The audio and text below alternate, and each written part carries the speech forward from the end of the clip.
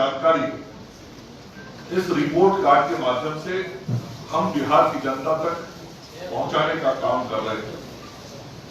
Bharatiya Janata party और NDA के सभी कार्यकर्ता इन सारे विषयों को लेकर घर घर तक, दरवाजे दरवाजे तक जाने का काम कर रहे हैं। चुनाव प्रचार अभियान शुरू हो गया है। हर बूथ, हर गांव, हर टोले तक हमारे कार्यकर्ता, भाजपा एनडीए के कार्यकर्ता, जनता दल यूनाइटेड, विकासशील इंसान पार्टी, हिंदुस्तानी आवाम मोर्चा, चारों दल के कार्यकर्ता दिन रात परिश्रम करके नीतीश कुमार जी के नेतृत्व में पिछले 15 वर्षों में बिहार के आधारभूत संरचनाओं से लेकर विकास की जो दिशा तय हुई है उसकी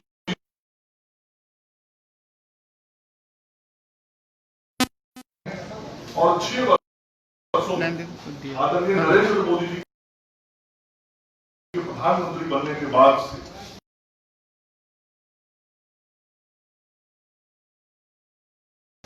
जो बिहार के विकास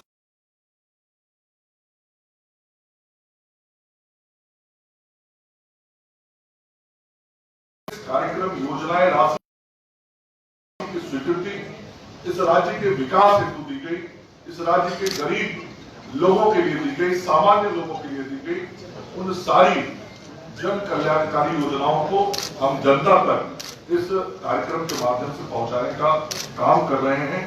आज यह रिपोर्ट कार्ड आप सब लोग के बीच इसलिए जारी हुआ, आप मीडिया के साथी हमारे लोकतंत्र के प्रमुख स्तंभ हैं, आपके माध्यम से भी ये सारी बातें आम जनों तक पहुंचे। धन्यवाद।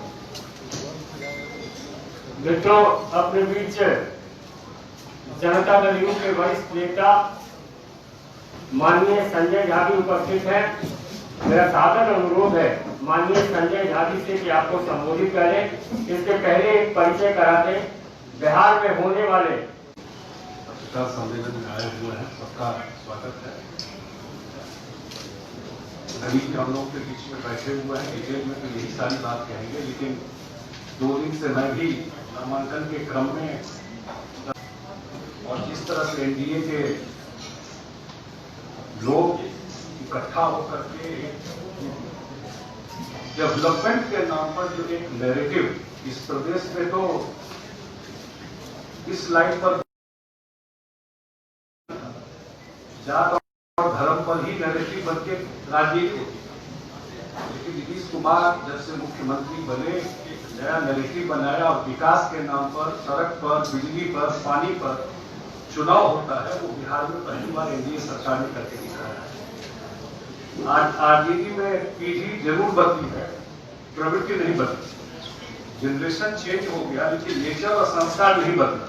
जो भाषा आप देखते हैं, जिस स्तर की भाषा यूज करते हैं उनके नेता हैं, और आजकल रोजगार और बेरोजगारी की बात करते हैं। अब तो ज्यादा रवि जी इसमें डिटेल बताएंगे, लेकिन जिस टाइप का अगर ये कहा जाए 15 साल को मौका मिला, चर्चा तो होगी 15 साल, या तो बिल्कुल आप डिस्कार्ड कर दीजिए। अब 15 साल मौका मिला तो कितना रोजगार जनरेट किए, किस तरह का रोजगार जनरेट किए, कितने लोग भाग गए यहां से, कौन बचा इस स्टेज में? कोई तो बचा नहीं इस स्टेज में। नीतीश कुमार की तो जीरो भी नहीं, सब जीरो से शुरू किए काम करना इस स्टेज में, और सब जीरो से लेकर के आज डबल डिजिट ग्रोथ की बात हो रही है डबल डिजिट ग्रोथ। आज ही पेपर में देखा कि 83% से ज्यादा लोगों के घर में पाइप वाटर पहुंचा, और सर कोरोना नहीं होता तो 100% हो गया।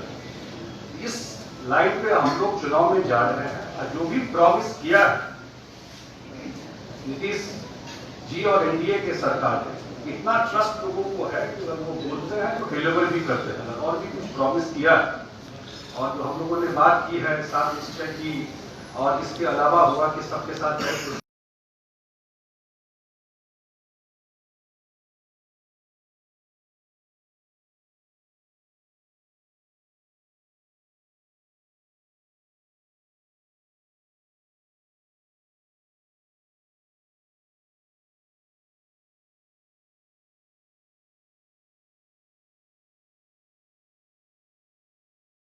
से आने वाले करेंगे। जो टेस्ट डेवलपमेंट का एनडीए ने करा दिया है, लोग अब बैक गियर में जाने वाले नहीं। और हम जरूर अपील करते हैं कि जो आज विधान परिषद के हमारे प्रत्याशी लड़ रहे हैं, जिनका चुनाव 20 तारीख को है, 22 तारीख को जिनका चुनाव है, 22 तारीख को जिनका चुनाव है, कोई भी कंफ्यूजन इधर उधर की बात भी होती है, सारा चीज सेटल कर जाएगा। यही मुझे 2-4 दिन बोलना है। मेरा विनम्र निवेदन है इस बिहार के उस गौरव से जो केंद्र में मंत्री हैं माननीय रविशंकर प्रसाद जी, प्रखर प्रवक्ता है, मेरा अनुरोध है माननीय रवि जी से कि आपको संबोधित करें।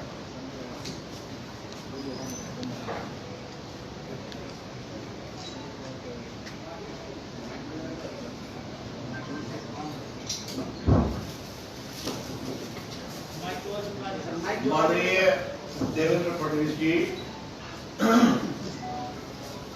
मित्र मंगल पांडे जी, संजय जी, आदरणीय रिजवान जी, आदरणीय विश्वनाथ जी, संजय मयूर जी, देवेश जी और सभी पत्रकार मित्रों, आप लोगों को नमस्कार। बिहार के चुनाव के मुद्दे बहुत ही स्पष्ट हो रहे हैं और मेरी विनम्र आपसे प्रार्थना है कि उन मुद्दों को थोड़ा पर्सपेक्टिव में रखा जाए। हमारी सोच के केंद्र में है बिहार का विकास। काफी काम किया है, आगे और तेजी से करेंगे। दूसरी ओर लोकतंत्र के नाम पर निजी और सार्वजनिक के फर्क को समाप्त किया जा रहा है।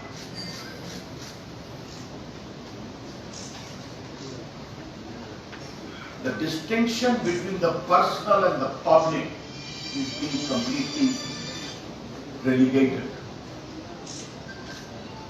दूसरी बात, एक और जनता के विकास के प्रति जिम्मेवारी का भाव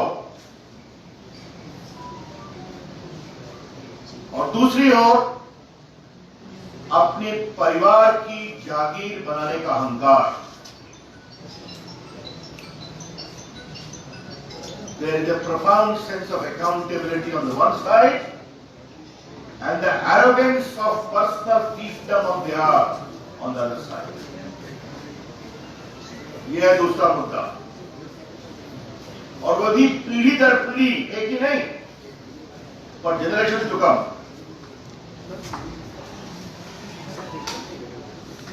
तीसरी बात बहुत इंपॉर्टेंट है जो मैं विस्तार से बताना चाहता हूं। एक और हम नीतीश कुमार की अगुवाई में बिहार सरकार के द्वारा किए गए काम की चर्चा करते हैं। काम स्पष्ट है, आज पटना से बिहार में कहीं भी आप 5 घंटे में पहुंच सकते हैं, 6 घंटे सब जगह। काम स्पष्ट है, हर गांव में बिजली गई, पानी जा रहा है और आपने सुना होगा अब बिहार के हर गांव में हम आने वाले 6 महीने में ऑप्टिकल फाइबर पहुंचा रहे हैं देश के आईटी मंत्रालय के द्वारा। 45,000 गांव में हम ऑप्टिकल फाइबर पहुंचा रहे हैं। 1,000 करोड़ रुपए की योजना है जो प्रधानमंत्री जी ने घोषणा किया था, याद होगा आपको, 15 अगस्त के भाषण से देश के 6 लाख गांव में हम ऑप्टिकल फाइबर ले जाएंगे। इसकी शुरुआत बिहार से हो रही है। ये कंक्रीट, मैं आपको विकास की बात बता, विकास का हम एक एग्जाम्पल और देना चाहते हैं। हमारी कई बहनें पत्रकार बैठी हैं। नरेंद्र मोदी नीतीश कुमार की सरकार बिहार की बच्चियों को साइकिल देती है। नरेंद्र मोदी की सरकार देश की बेटियों को एयरफोर्स का फाइटर प्लेन अलाउ कर देती है, जिसके बारे में कहा गया था कि बेटियां पायलट से हेलीकॉप्टर उड़ाएंगी। मोदी जी ने कहा नहीं, देश की बेटियां एयरफोर्स का फाइटर प्लेन भी उड़ाएंगी और पहले 3 फाइटर पायलट में एक बिहार की बेटी है, दरभंगा की। ये होता है बेटियों का सम्मान। लेकिन उधर क्या स्थिति है कि अपनी विरासत की एक तस्वीर को लगाने में भी शर्मा है। मैं यहां आ रहा था तो आरजेडी के कार्यालय से भी गुजरा, बड़ी बड़ी होर्डिंग लगे थे। मैंने आंखें को खोल खोल के विरासत की तस्वीर को खोलने की कोशिश की, तो दिखाई नहीं पा रहा। ये शर्मिंदगी क्यों है भाई? क्या मतलब है इसका? कारण स्पष्ट है कि विरासत की याद दिलाएंगे तो खौफ की याद आएगी, अपहरण की याद आएगी, लूट की याद आएगी और भ्रष्टाचार की याद आएगी। लेकिन क्या तस्वीर छुपाकर आप अपनी विरासत को भूल सकते हैं क्या? मुझे एक बात और कहनी है। हमारे कई वरिष्ठ पत्रकार पटना के बैठे हुए हैं। आरजेडी का जन्म कैसे हुआ था? संजय भाई भी बैठे हुए हैं, पुराने साथी हैं एक आंदोलन के। आरजेडी का जन्म ही नेता को भ्रष्टाचार से बचाने के लिए हुआ था, याद है ना? उस समय के मुख्यमंत्री जनता दल के मुख्यमंत्री थे। जब एक बड़े घोटाले में, जिसमें कुछ मेरी भी भूमिका थी एक वकील के रूप में, जब गिरफ्तारी की तलवार लटकने लगी और उनकी पार्टी की ओर से दबाव पड़ा कि आपको इस्तीफा देना चाहिए, तो आरजेडी बनाई गई। The very party राष्ट्रीय Janata Dal was born to save someone, the leader from corruption. ये तो उनका अतीत है। और चलते हैं बिहार के भविष्य की बात करें।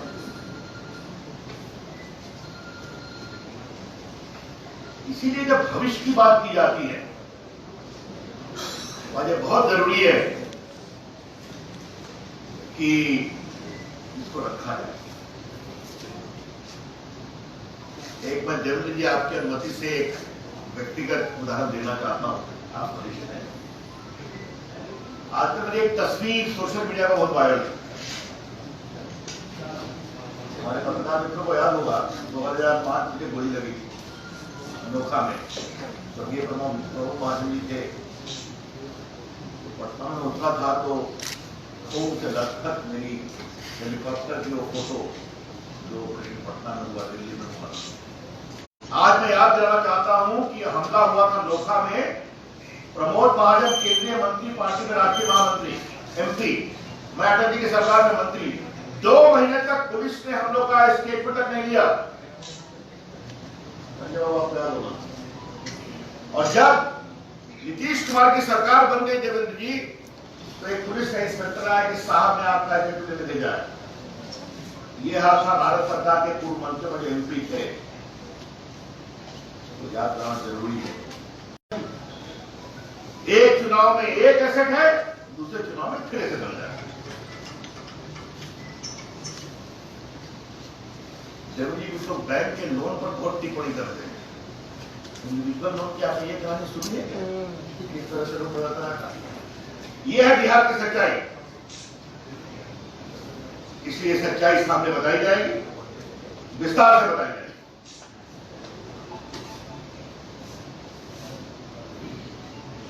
जब बुनियाद कमजोर हो तो क्या उस पर पक्की इमारत बन सकती है? बिहार के विकास के मामले में आरजेडी की बुनियाद बहुत ही कमजोर है, फिसलती हुई जमीन पे खड़ी है। वो कह रहे हैं बिहार का विकास करेंगे। तो मित्रों, बाकी पे चर्चा होगी और हम किसी बहस से लेते आ रहे हैं। बिहार में नीतीश कुमार की सरकार ने जो काम किया आपके सामने, नरेंद्र मोदी की सरकार ने अगर 1.25 लाख करोड़ रुपए दिए तो वो इम्प्लीमेंट हो गया, चाहे वो नेशनल हाईवे हो या पुल हो या डिजिटल हो या बिजली हो। और बिहार को बदलने का हमारा संकल्प क्या है? आप दौरा कर रहे हैं देवेंद्र जी, हेलीकॉप्टर में देखते होंगे महात्मा गांधी सेतु। महात्मा गांधी सेतु को डिमोलिश करने की बात हो गई, याद है ना आपको? वो कांग्रेस की देन है वो भी, संजय जी को याद होगा मंत्री प्रधान, इसका हो नहीं सकता। उसके बगल में नया ब्रिज बन रहा है। फिर भी प्रधानमंत्री का निर्देश हुआ कि बिहार का एक दूसरा अपने राजनीतिक क्षेत्र के बाद इसको ठीक करो, और आज देखिए वो ब्रिज ठीक हो गया। ये संकल्प है हमारी। तो मित्रों, मुझे अपनी ओर से इतनी बातें कहनी थी, जो मोटी सूत्र की बातें थी आपको बता दिया। आपको कोई प्रश्न होंगे तो उसका उत्तर देंगे। पूरी चट्टानी एकता के साथ जदयू, भाजपा, हम पार्टी और विकासशील इंसान पार्टी हम लड़ रहे हैं पूरे समन्वय, पूरी समझदारी और बिहार को विकसित करने के संकल्प के साथ, और जनता का बहुत ही प्रामाणिक निर्णायक बहुमत हमें मिलेगा, हमारा विश्वास है। धन्यवाद। जिनके कुशल और कुशाग्र नेतृत्व में इस पूरे चुनावी रणभूमि में हम मैदान में हैं, और जिनसे बिहार का एक दिली रिश्ता है, ऐसे हम सब के रिश्तेदार माननीय देवेंद्र फडणवीस जी महाराष्ट्र के मुख्यमंत्री यहाँ उपस्थित हैं। मेरा सादर अनुरोध है आप संबोधित करें। आप सभी को मेरा प्रणाम। मैं विशेष रूप से आदरणीय प्रधानमंत्री नरेंद्र मोदी जी बिहार में जो चुनाव प्रचार करेंगे उसकी जानकारी आपको देना चाहता हूं। बिहार में आदरणीय प्रधानमंत्री जी की सारी रैलियां, ये एनडीए की रैलियां होगी। उन सभी रैलियों में स्वयं मुख्यमंत्री नीतीश कुमार जी, और जहां पर लॉजिस्टिक्स के कारण वो उपस्थित नहीं रह पाएंगे, वहां जेडीयू के वरिष्ठ नेता, हम पार्टी के वरिष्ठ नेता, वीआईपी पार्टी के वरिष्ठ नेता ये उपस्थित होंगे। और ये भारतीय जनता पार्टी के साथ साथ एनडीए की कॉन्स्टिट्यूएंसीज में भी आदरणीय प्रधानमंत्री जी की रैली ये आयोजित की गई है। कुल ये तय हुआ है, हमने प्रधानमंत्री जी से निवेदन किया है, जिससे स्वीकृति हमको मिली है। प्रधानमंत्री जी बिहार में 12 रैलियां करेंगे। इसमें सबसे पहले 23 तारीख को आदरणीय प्रधानमंत्री जी सासाराम में पहली रैली करेंगे, गया में दूसरी रैली करेंगे और भागलपुर में तीसरी रैली करेंगे। उसके बाद 28 तारीख को प्रधानमंत्री जी का फिर समय हमें प्राप्त हुआ है। 28 तारीख को प्रधानमंत्री जी दरभंगा में पहली रैली करेंगे, मुजफ्फरपुर में दूसरी रैली करेंगे और पटना में तीसरी रैली करेंगे। उसके बाद आदरणीय प्रधानमंत्री जी 1 तारीख को 1 नवंबर को फिर बिहार आएंगे। पहली रैली 1 तारीख को छपरा में करेंगे, दूसरी रैली पूर्वी चंपारण में करेंगे और तीसरी रैली समस्तीपुर में करेंगे। और अंततः फिर एक बार आदरणीय प्रधानमंत्री जी 3 तारीख को बिहार में आएंगे और 3 तारीख को पहली रैली पश्चिमी चंपारण में होगी, दूसरी रैली सहरसा में होगी और तीसरी रैली फारबिसगंज अररिया में होगी। इस प्रकार से कुल 12 रैलियां आदरणीय प्रधानमंत्री जी करेंगे। इसमें नियोजन ये किया है, आप सभी लोग जानते हैं कि सोशल डिस्टेंसिंग के साथ रैलियां करनी है और जो ग्राउंड्स है इस पर प्रशासन ने संख्या का नियमन किया है, किस ग्राउंड पर कितने लोग उपस्थित हो सकते हैं। जो निर्देश प्रशासन का है उसी के अनुरूप वहां पर बुलाएंगे, कुर्सियां लगाकर सोशल डिस्टेंसिंग के साथ ये रैली की जाएगी। इसमें आने वाले हर व्यक्ति को मास्क पहनना कंपलसरी होगा। वहां पर सैनिटाइजर की व्यवस्था हम करेंगे ताकि कहीं पर भी जो दिशा निर्देश है इसका उल्लंघन न हो, उसका पालन हो, ये प्रयास किया जाएगा। अब चूंकि संख्या के ऊपर एक नियंत्रण इससे आता है, और आप सभी लोग जानते हैं कि बिहार में जब प्रधानमंत्री जी आते हैं तो सभी लोगों को उनकी सभा में आने की इच्छा भी होती है, और इसी के चलते ये भी तय हुआ है कि जहां एक मैदान पर आदरणीय प्रधानमंत्री जी की सभा होगी, वहीं उसके आसपास की 20 कॉन्स्टिट्यूएंसीज में एलईडी स्क्रीन्स लगाकर प्रधानमंत्री जी की सभा को सभा के रूप में आयोजित किया जाएगा। उस कॉन्स्टिट्यूएंसी का, बीजेपी का, जदयू का, हम का या वीआईपी का जो उम्मीदवार होगा, एक ग्राउंड पर वे स्वयं उपस्थित रहेंगे और पूरी सभा करेंगे, और वहां पर प्रधानमंत्री जी का भाषण ये रिले किया जाएगा। ऐसे तकरीबन हर कॉन्स्टिट्यूएंसी में जो 20, कई 18 है, कई 15 कई 20 है, तो ये सारी कॉन्स्टिट्यूएंसी में 5-5 मैदान ऐसे होंगे कि जहां पर एलईडी स्क्रीन लगेगी और उस विभाग के लोग, ब्लॉक के लोग या बड़ा अगर शहर होगा तो गांव होगा तो वहां के लोग वहां पर एकत्रित आएंगे।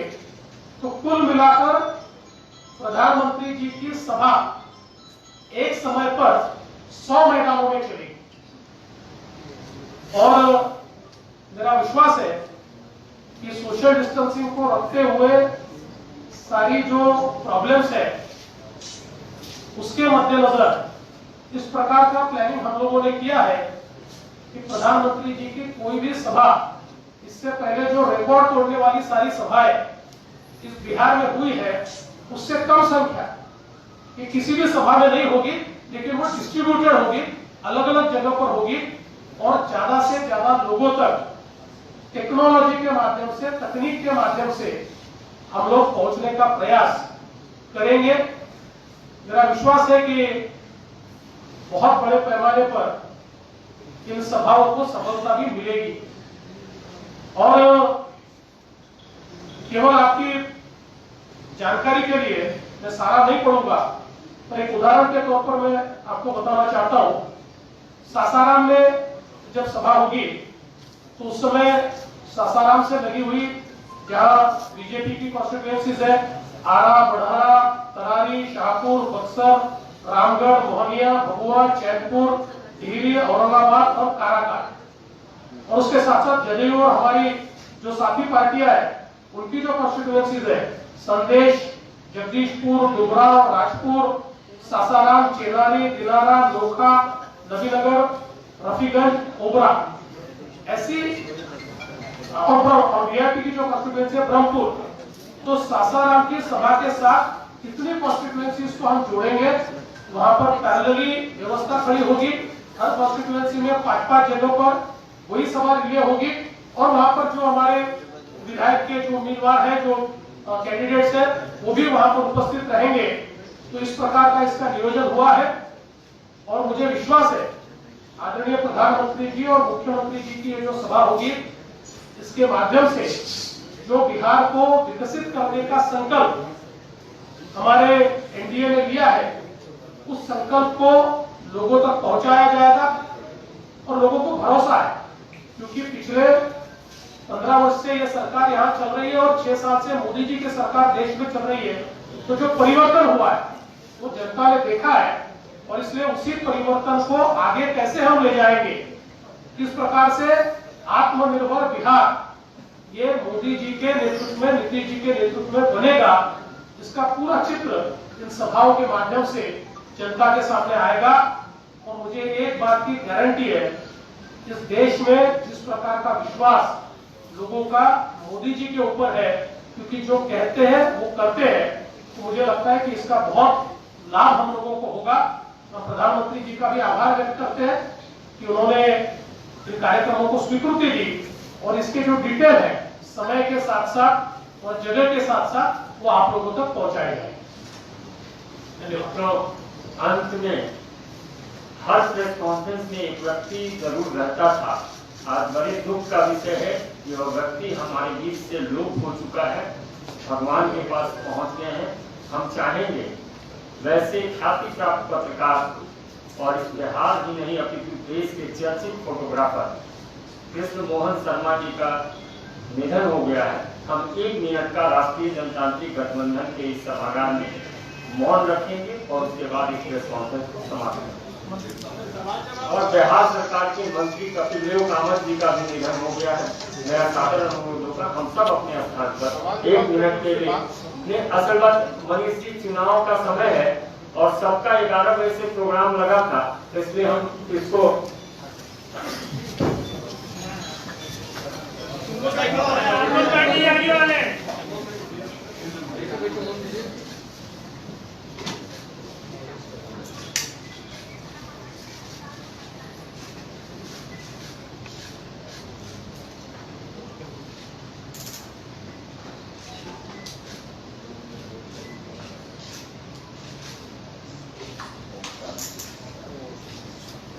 एक रिक्वेस्ट है, अगर ऐसे मन की बात करना हो ना तो पहले बता दो, हम लोग नहीं आएंगे, आप रिकॉर्ड करके हम लोग कैमरामैन को या आप अपने सिस्टम से भेज दीजिए, बात खत्म।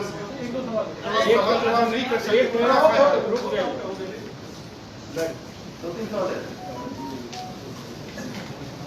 तो मनीष जी अपना सवाल कर रहे हैं। रविशंकर जी, आपसे 2-3 सवाल है कि एक आपने कहा कि प्रधानमंत्री पैकेज पे सब पे काम हो गया, तो आप उस पर व्हाइट पेपर क्यों नहीं जारी करते? क्योंकि उसमें एक सबसे बड़ा आपके डिपार्टमेंट से कंसर्निंग था स्किल यूनिवर्सिटी की स्थापना, जिसका कोई नामो निशान नहीं है।